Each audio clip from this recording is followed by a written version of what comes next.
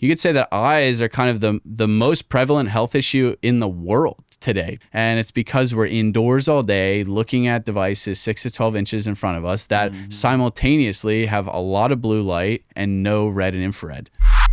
So what is the lowest hanging, most obvious thing that these lights are doing to us that we know of, that's been like studied or is being investigated or has been written about, whatever, or that interested you originally? The good or the bad lights? The bad lights. Yeah. What is like those?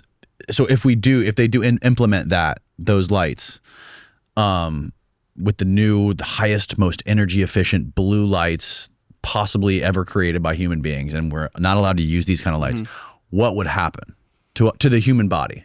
We would just have more oxidative stress, more mitochondrial dysfunction, which leads to pretty much all chronic diseases because it's unbalanced. Like I said, the higher energy wavelengths are higher energy, so they come at a cost at the cellular level. So blue light is blue light's vitally important for our biology. We go outside in the morning. Blue light is what wakes us up. Yeah. It stimulates cortisol production, suppresses melatonin in the moment, and it provides a more dopaminergic response, like go and do stuff, seize the day, hunt, gather food, etc. So it's very important. But all of that, and then the violet, ultraviolet, which is also extremely important for our biology, but it happens to also have this oxidative response.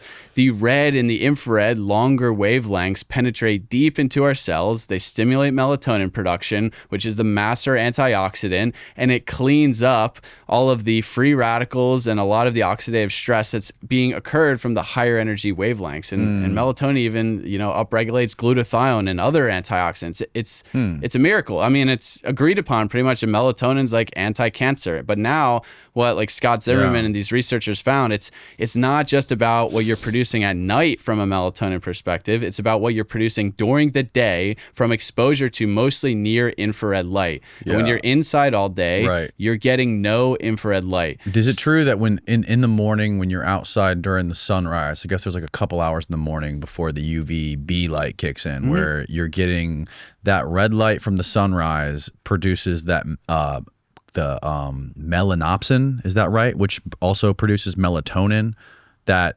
automatically with our body, with the circadian rhythm, when you get that light in your eyes in the morning, it knows 12 hours later it's going to start putting you to sleep. Yeah, so light is the main input signal to set our circadian rhythms. And out of all the light, blue light is the main Zeitgeber or time giver. So blue light is the main clock signal for our bodies. And that's because of melanopsin. That's because of the photoreceptors, how they've been designed. And that's why it's so important. But so would it work if I just woke up at 6 a.m. and just put my phone in my face? That would wake you up, but because it's so stressful and not balanced. So that's the cost here. It's an unbalanced spectrum. So you never get blue without red and infrared. You never get UV without red and infrared. And they've done studies in isolation looking at just blue light, and it damages the mitochondria in the retina.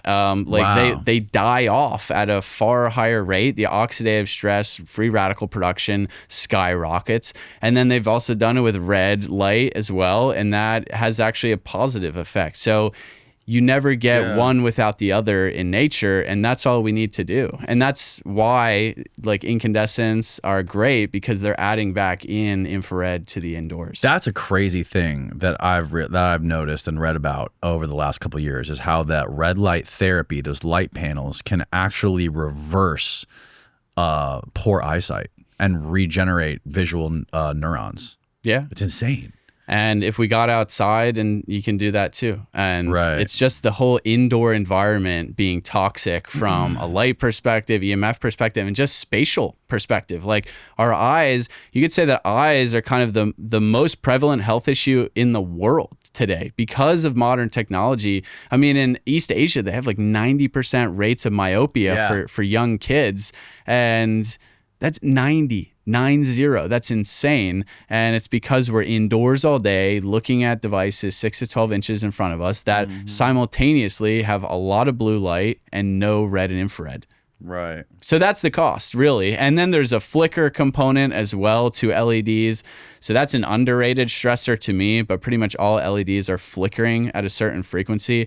I would say overhead lighting, the flicker is not as bad as from your phone screen. Phones are above and beyond the worst. Right. So if you've ever wondered why staring at your phone is way worse than staring at your MacBook, it's because of the flicker. It's not just because of the blue light, because the frequency they use the reason why it flickers is because that's what's used to control brightness. So they use a electronics control mechanism called pulse width modulation, and that controls the brightness. So instead of just like lowering the amount of current they're pushing through the diode, that light emitting diode, instead they turn it on and then they turn it off. So that has a more consistent output of like color, especially at lower brightness, and just a higher precision for control.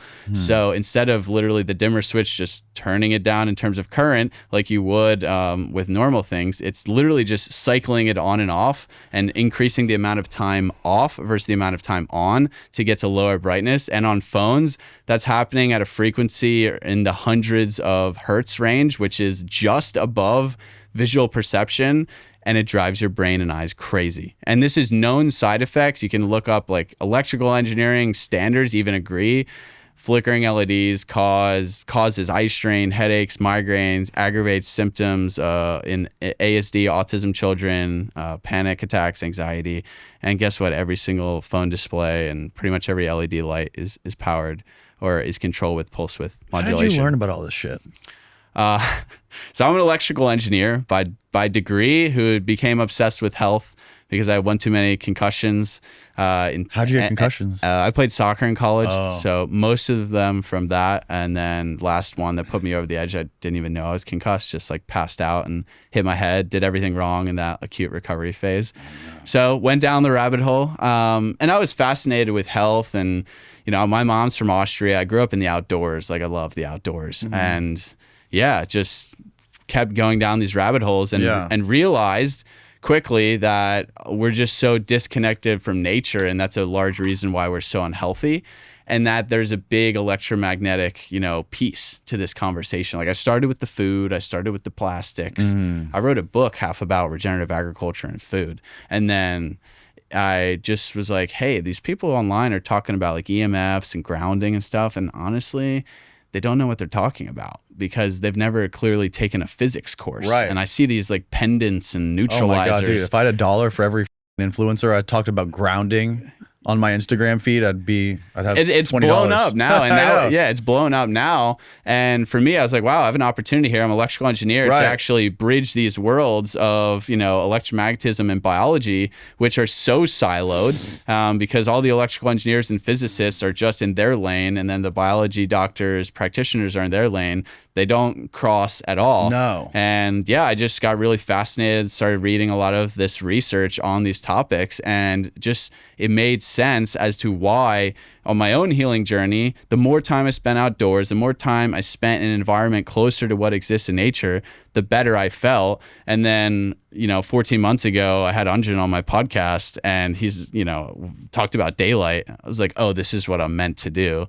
And then joined him immediately because I was like, this is the last piece. We could eat cleaner food. We could wear, you know, natural fiber clothing. We can get outdoors more. But to me, technology is the most pervasive environmental toxin that exists, and we have literally no alternative. So that's what we're trying to fix at Daylight.